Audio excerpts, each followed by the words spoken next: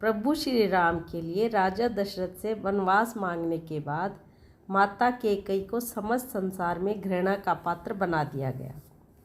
माता कैकेयी ने क्यों मांगा था भगवान राम के लिए वनवास? क्या वह सचमुच अपने पुत्र भरत को राजगद्दी दिलाना चाहती थी और खुद राजमाता बनना चाहती थी, या इसके पीछे कोई अन्य रहस्य था? आइए जानें भगवान राम से जुड़े इस रहस्य के बारे में। भगवान श्री राम आस्था के महान प्रतीक हैं। हम आपको भगवान श्री राम और रामायण से जुड़े इस रहस्य के बारे में बताने जा रहे हैं। रामायण में भगवान राम के लिए माता कैकेयी द्वारा 14 वर्षों का वनवास मांगने के समय का विस्तार पूर्वक वर्णन है। माता कैकेयी भगवान राम को अपने पुत्र भरत से भी अधिक प्रेम करती थी, लेकिन वह भगवान राम के लिए 14 वर्षों का वनवास कैसे मांग सकती थी?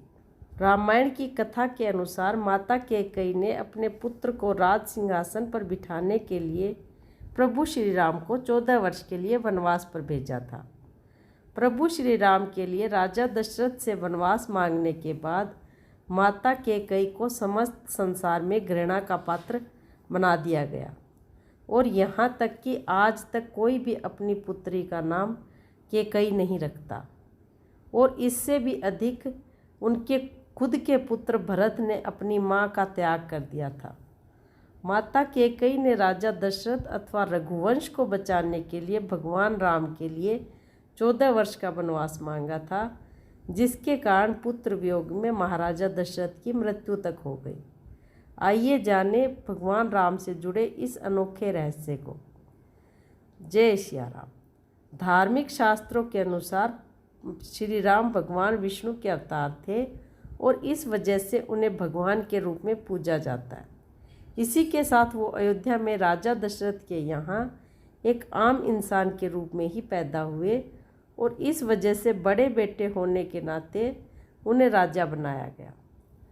एक बार महाराजा दशरथ ने रानी कैकेयी को 2 वचन दिए थे। तब रानी कैकेयी ने कहा था कि वह समय आने पर मांग लेगी।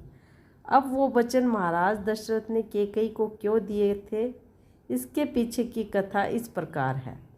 देवों और असुरों के संग्राम में देवराज इंद्र ने राजा दशरथ से मदद मांगी। इस दौरान इस युद्ध में राजा दशरथ के साथ रानी कैकेयी उनकी सारथी बनकर गई। वहीं युद्ध भूमि में रानी कैकेयी ने राजा दशरथ की अपने सूझबूझ और के कारण उनके प्राणों की रक्षा की, जिससे खुश होकर राजा दशरथ ने रानी कैकेयी को 2 वरदान मांगने को कहा था, पर कैकेयी ने कहा कि वह समय आने पर मांग लेगी। और फिर कैकेयी ने वह समय ढूंढ ही लिया। जिस दिन राम का राज तिलक होने वाला था, उस दिन उन्होंने वह अपने दोनों वरदान मांगे। कैकेयी राजा अश्वपति की बेटी थी। श्रवण कुमार के पिता रत्न ऋषि राजा अश्वपति के राजपुरोहित थे, जिसने कैकेयी को शास्त्र वेद पुराण की शिक्षा दी थी। वहीं ज्योतिष गणना के आधार पर कैकेयी ने 14 वर्ष का वनवास इसलिए मांगा था क्योंकि दशरथ की मृत्यु के पश्चात यदि 14 वर्ष के दौरान कोई राजगद्दी पर बैठेगा तो रघुवंश का नाश हो जाएगा।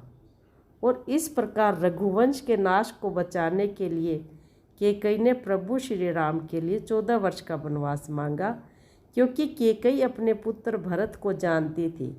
कैकेयी जानती थी कि भरत किसी भी हालत में राजगद्दी स्वीकार नहीं करेगा, तो जैसे भी हो राजगद्दी पर रघुवंश का कोई भी वारिस नहीं बैठेगा और इस प्रकार रघुवंश विनाश से बच जाएगा।